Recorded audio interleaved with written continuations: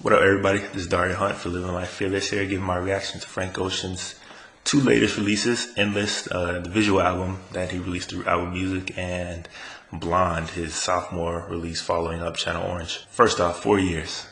It's been 4 years since we've heard anything from Frank Ocean. And 4 years for most artists in today's, music scene is basically a death sentence. But not for Frank Ocean. His fans are still clamoring to hear anything and everything to come from him. Like, he could have released a song with absolutely nothing on it and it probably still would have got 1 million plays. I think that's just a testament to, just how unique and special he is as an artist. His storytelling is just so different than most people, and his song structure and just how understated a lot of his music is compared to most music that's out there. I think him, along with people like The Weeknd, did a lot to change, how people look at R&B and how you can push, the boundaries and whatnot. First off, let's talk about Endless, the visual album that he released through Apple Music 24 hours before his actual sophomore release, Blond. And I gotta, first of all, let me just go and say, what the fuck did I just watch? I just spent an hour of watching, I think, a bunch of Frank Ocean's walk around building a staircase to nowhere. I don't know if he was trolling his fans or his record label, who apparently he's having problems with and trying to get off of. But either way, I just spent a whole hour watching a whole lot of nothing. I'm not even gonna try to figure out if there's like a deeper meaning, because it might have been the most boring hour I've spent watching anything. Musically, everything sounded great on the video itself, though. The production sounded like a natural evolution of what we heard on Channel Orange. It was very expansive, full of all types of synths and song breakdowns and everything, and his vocals sounded good as they ever have. So I have nothing against what we heard on the actual video, but the video itself was terrible. The video itself was terrible, and it's too bad that he didn't actually just release the songs separately from the video.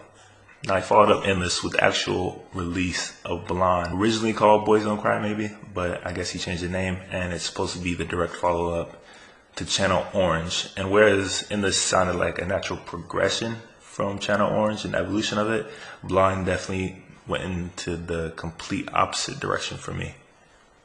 Whereas Channel Orange was expansive and eclectic, Blond was definitely minimalist and very understated.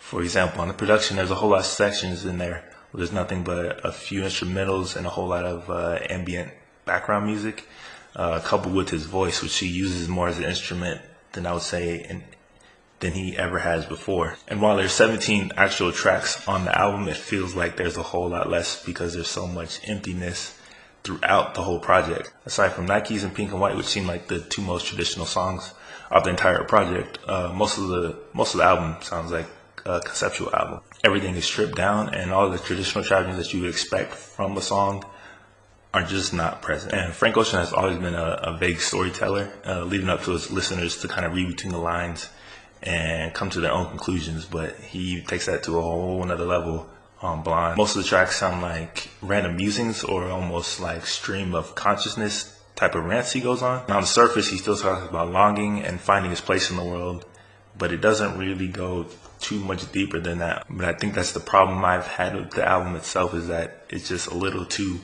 abstract for me. Now, when the album is about the music, there's no doubt about it that it can truly be exceptional. As an art piece, I appreciate everything he tried to do on the album, and I think it can be a very interesting dive. But as a music album, I think there's a lot that's left to be desired. Outside of pulling Andre 3000 out of whatever cave he was hiding in and giving him his entire own track to just go off on, which for me was the highlight out of the entire album.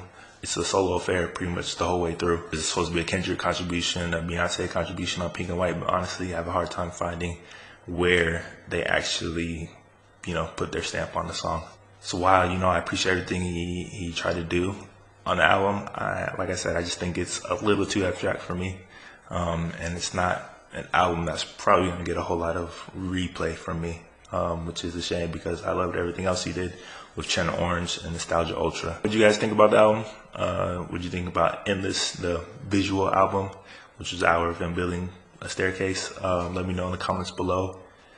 And be sure to head over to Living Life Fearless and leave a rating for the albums. Now that night is fire. All of you got buku family.